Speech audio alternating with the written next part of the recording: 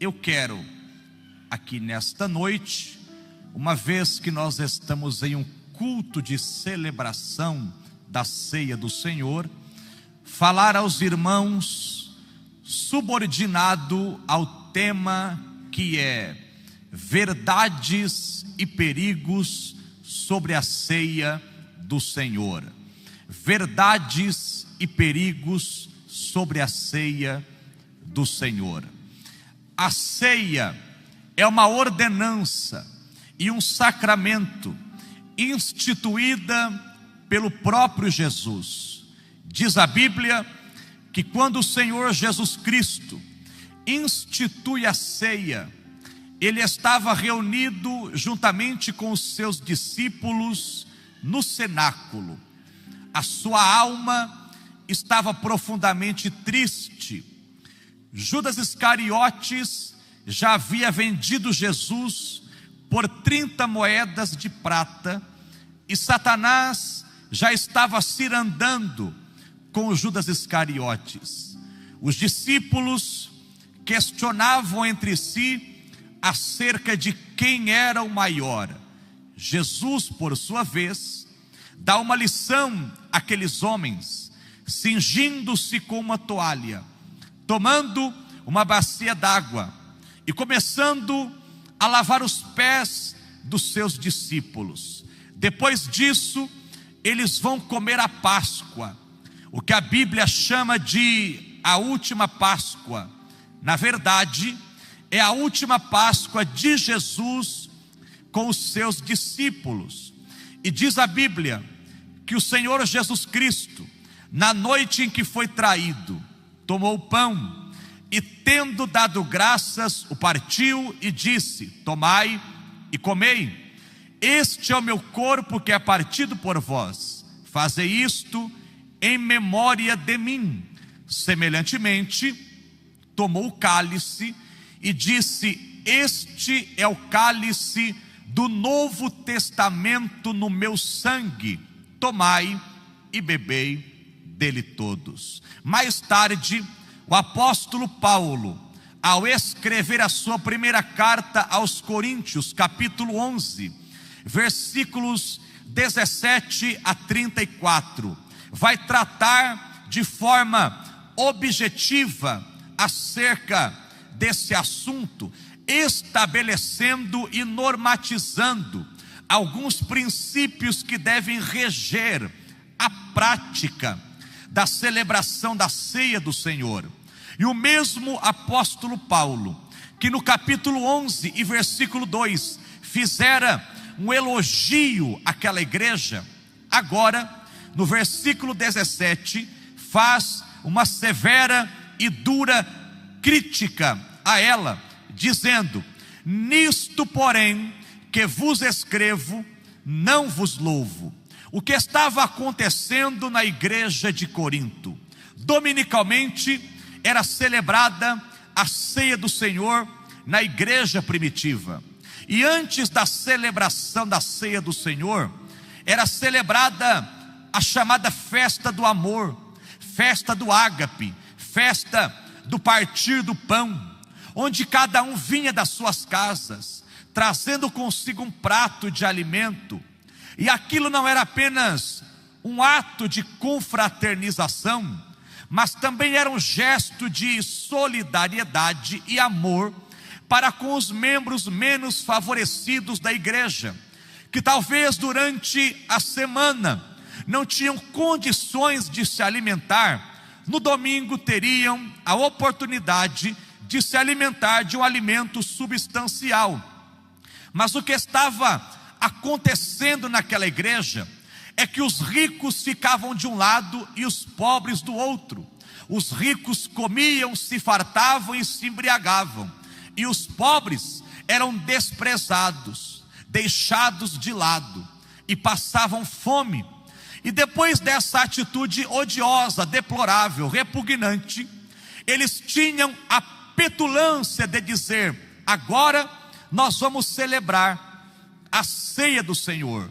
E o apóstolo Paulo os repreende, dizendo: não, senhores, o que vocês estão celebrando não é a ceia do Senhor. Vocês estão fazendo isto não para melhor, e sim para pior.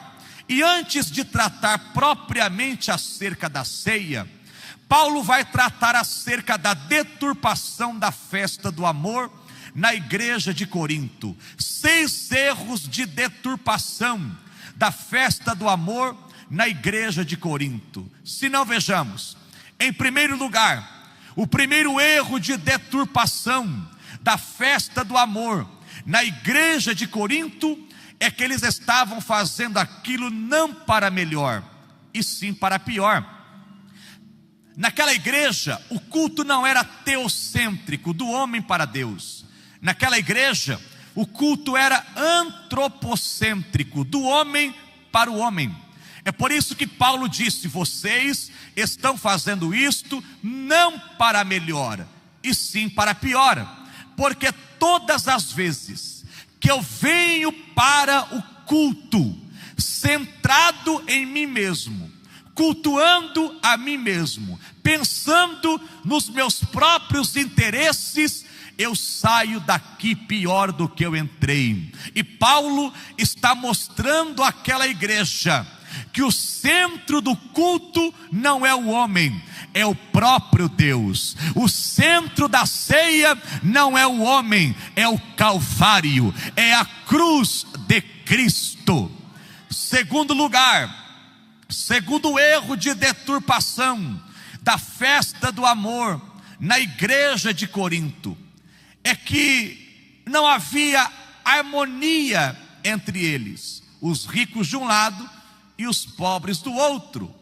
Naquela igreja, a pessoa era valorizada pela grife da roupa que vestia, pela posição que ocupava na sociedade e pelos títulos que possuía. E Paulo está mostrando que na igreja de Deus, embora sejamos diferentes na perspectiva humana, aos olhos de Deus, todos somos iguais, porque Deus não faz acepção de pessoas.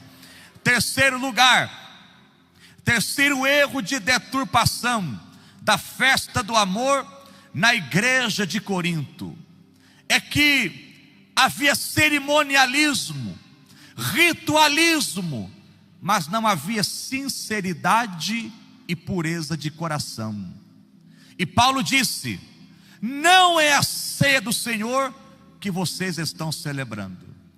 Observem que haviam os elementos da ceia: o pão simbolizando o corpo, o cálice simbolizando o sangue. Porém, embora houvesse ritualismo e cerimonialismo, a atitude deles foi rejeitada. E nós corremos esse grande risco de participarmos do pão e do cálice, e Deus olhar para nós e dizer: não foi a ceia do Senhor que vocês participaram. Porque Deus não se impressiona com o ritualismo, com o cerimonialismo. Paulo escreveu na primeira carta aos Coríntios, capítulo 5, versículo 8, que nós devemos celebrar a Páscoa com os asmos da sinceridade. O que Deus procura em nós é um coração sincero e verdadeiro na sua presença. Quarto lugar, eles eram esnobes e orgulhosos. A atitude deles não era compatível, coerente com a celebração da ceia do Senhor. Por quê? Porque a sua vida, as suas atitudes têm tudo a ver com o culto que você presta a Deus. A sua vida, as suas atitudes precisam ser um avalista do culto que você está prestando a Deus. Porque antes de Deus receber o seu culto, Ele recebe primeiro você. E eu faço uma pergunta muito pessoal, muito particular. Responda para o seu coração: será que a sua vida, as suas atitudes são coerentes com a celebração da ceia do Senhor? Responda para si mesmo. Quinto lugar, eles estavam se entregando aos excessos na igreja de Deus. Os ricos comiam, se fartavam e se embriagavam. E Paulo escreveu aos Gálatas 5, 19 a 21, que tanto a glutonaria quanto a embriaguez são obras da carne e não fruto do Espírito. Finalmente, o sexto erro de deturpação da festa do amor na igreja de Corinto é que eles estavam envergonhando a igreja de Deus, desprezando os pobres. É por isso que essa prática da celebração da festa do amor foi esquecida com o passar do tempo por causa desses desvirtuamentos. E depois que Paulo trata acerca da deturpação da festa do amor, Paulo vai tratar propriamente acerca da ceia. Versículo 23: porque eu recebi do Senhor o que também vos ensinei. Logo, existem aqui duas informações. Primeira, eu não recebi de outrem, eu não recebi de terceiros, eu recebi diretamente do Senhor. O que? O que também vos ensinei. Ou seja, na mesma medida, na mesma proporção que eu recebi, eu estou passando para vocês, eu estou transmitindo para vocês. E Paulo vai nos mostrar que participar da ceia nos remete a quatro coisas. Primeiro, participar da ceia nos remete a olhar para trás, para a cruz, para o Calvário, para o passado. Versículo 26: porque todas as vezes que comerdes deste pão e beberdes deste cálice, anunciai a morte do Senhor. Participar da ceia é olhar para a cruz, para o Calvário, para o passado. E concernente a essa olhada para trás, alguns pontos aqui valem destacar. Em primeiro lugar, concernente ao passado, a ceia fala do grande amor de Jesus pela humanidade. O amor de Deus por você não foi escrito com letras de fogo nas nuvens, ele foi esculpido na cruz do Calvário. A cruz de Cristo é a maior expressão do amor de Deus pela humanidade. João 3,16: porque Deus amou o mundo de tal maneira que deu seu Filho unigênito, para que todo aquele que nele crê não pereça, mas tenha a vida eterna. Quando você participa da ceia, você pode dizer consigo mesmo: Ele me amou com amor incondicional. Ele me amou com amor incondicional.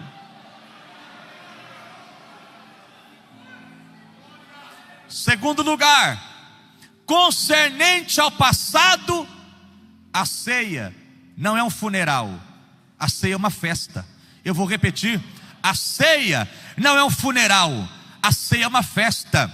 Diz a Bíblia que o Senhor Jesus Cristo, na noite em que foi traído, tomou o pão e deu graças. Ele celebra uma eucaristia. Jesus não caminha para a cruz murmurando, escoiciando seus tosquiadores.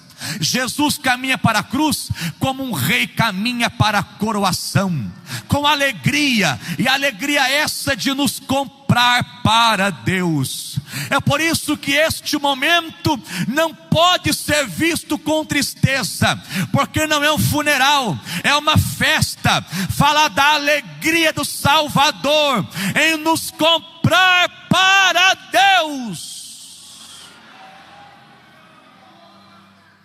Terceiro lugar, concernente ao passado, a ceia é um memorial.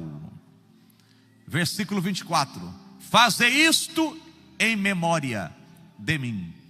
A expressão aqui não é in memoriam, é em memória. In memoriam é você se lembrar de alguém que morreu e está morto, não pode estar em nosso meio. A ceia não é um ato in memoriam. A ceia é um ato em memória, porque fala de alguém que morreu, ressuscitou ao terceiro dia e está vivo pelos séculos dos séculos. Quando vocês participarem da ceia, em memória dele, o Cordeiro estará presente no meio de vós. O Cristo ressurreto estará presente no meio de vós. Quarto lugar, concernente ao passado, a ceia fala do grande sacrifício de Jesus por nós na cruz do Calvário. Jesus não morreu apenas para nos conceder a salvação e a vida eterna. Ele morreu vicariamente, substitutivamente. Ele pagou a nossa conta. Ele zerou a nossa dívida. Porque a nossa dívida para com Deus era impagável. Mas Deus nula perdoou pelo sacrifício de Cristo na cruz do Calvário. Você não foi apenas perdoado, você foi justificado. O que isso significa? Significa que a dívida foi paga, a conta foi zerada e você ainda tem saldo positivo na conta. Quando Jesus brada na cruz dizendo: tetelestai, tetelestai, justificado, inocentado, perdoado, a dívida foi paga, a conta foi zerada, não deve mais nada, e nós podemos cantar o cântico da nossa vitória: livre estou, pela graça de Jesus, livre estou.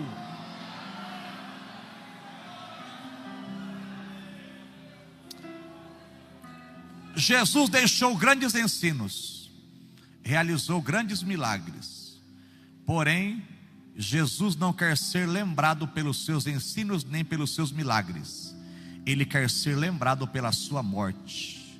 Primeiro, participar da ceia é olhar para trás. Segundo lugar, participar da ceia é olhar para dentro, um autoexame. Versículo 28, examine-se o homem a quem? Ao seu irmão? Não, examine-se o homem a si mesmo, e faça o que? Deixe de comer? Não, coma do pão e beba do cálice. Examine-se o homem a si mesmo. Eu não fui constituído juiz do meu irmão, eu não tenho méritos para julgar quem é digno de quem não é. Pare de se ocupar do pecado alheio e se ocupe dos seus próprios pecados. Pare de enxergar um cisco no olho do seu irmão, enquanto no seu tem uma trave. Sonde o seu coração, examine-se a si mesmo. E eu pergunto: será que fazendo esse autoexame eu encontro méritos em mim mesmo para participar do corpo e do sangue? E a resposta é claro que não. Por quê? Porque eu não tenho méritos, eu não sou digno. Eu participo da ceia não porque eu sou digno, não porque eu tenho méritos, porque a nossa dignidade é a consciência da nossa indignidade.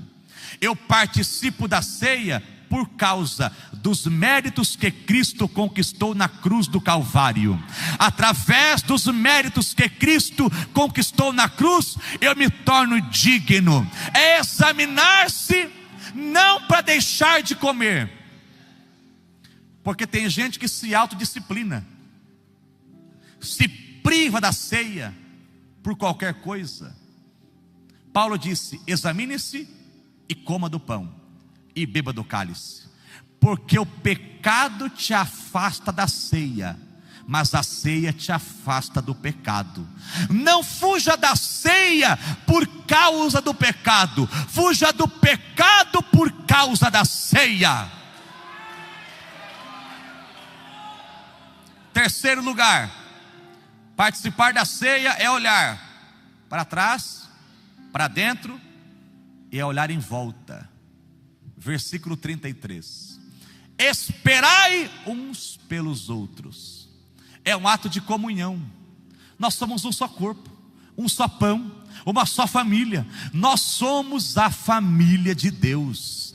É possível ter comunhão com Deus e com o seu irmão, mas é impossível dizer que tem comunhão com Deus e não tem comunhão com o seu irmão.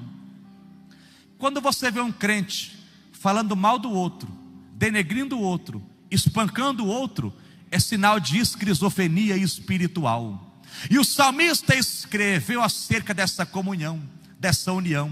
Salmo 133, verso 1 a seguir: ó quão bom, belo, é agradável aos olhos que os irmãos vivam em união. E ele compara essa comunhão com dois elementos. Primeiro, é como óleo precioso.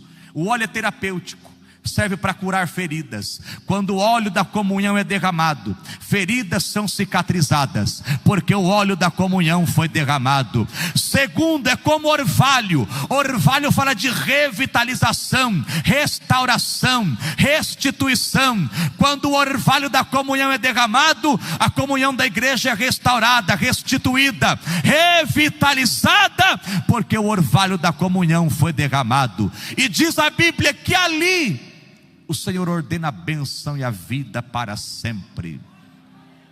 Finalmente, em quarto lugar, participar da ceia é olhar para trás, para dentro, é olhar em volta e é olhar para frente, para a segunda vinda de Cristo.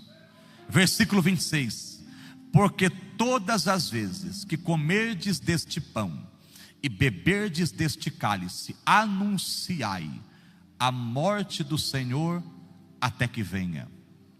Isso fala da parousia, da volta do rei, da volta do noivo para buscar a sua noiva. Quando você participa da ceia, você está dizendo: eu tenho uma viva esperança. O noivo vem buscar a sua noiva.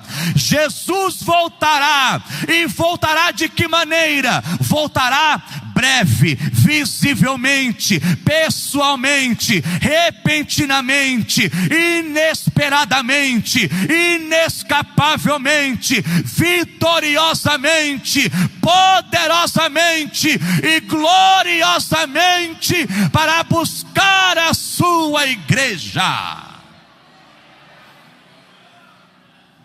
E para encerrar, eu ilustro isso para vocês com a figura do casamento judaico. Na cultura judaica, quando um rapaz se enamorava de uma moça e estabelecia com ela uma aliança de noivado, ele trazia a ela uma medalha escrito consagrada a mim. E ele ia embora construir a sua casa, porque a festa de casamento acontecia na casa do noivo. E ele teria que participar da construção, colocar a mão na massa, independente do seu nível social. Mas de vez em quando ele enviava alguém da sua mais alta confiança, chamado amigo do noivo, para levar notícias dele para a noiva e dar testemunho da noiva para ele.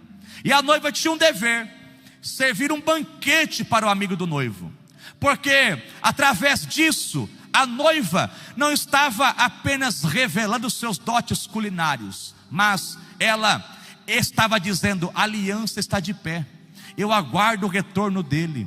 Porque se a noiva não servisse um banquete para o amigo do noivo, ela estava dizendo: não tem mais aliança, não tem mais casamento, a aliança foi quebrada. E o amigo do noivo, uma vez que ela serviu um banquete para ele, se assentava na ponta da mesa e liberava presentes para adornar a noiva para o encontro com o noivo. Que presentes? Joias preciosas. E eu pergunto: quem é o noivo que foi preparar lugar? Jesus. Ele disse: vou preparar-vos lugar. Quem é a noiva que ficou aqui? A igreja. Qual banquete que a noiva serve para o amigo do noivo, declarando que a aliança está de pé? A ceia. É por isso que este momento é tão singular, porque a noiva reafirmando a sua aliança com o noivo, dizendo: a aliança está de pé, eu aguardo o retorno dele para me buscar.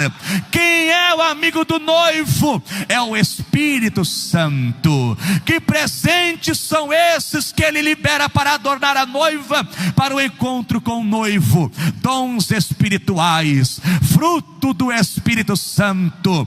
A noiva está presente aqui nesta noite, diante dessa mesa, declarando: a aliança está de pé, o compromisso está de pé, eu aguardo o retorno dele para me buscar.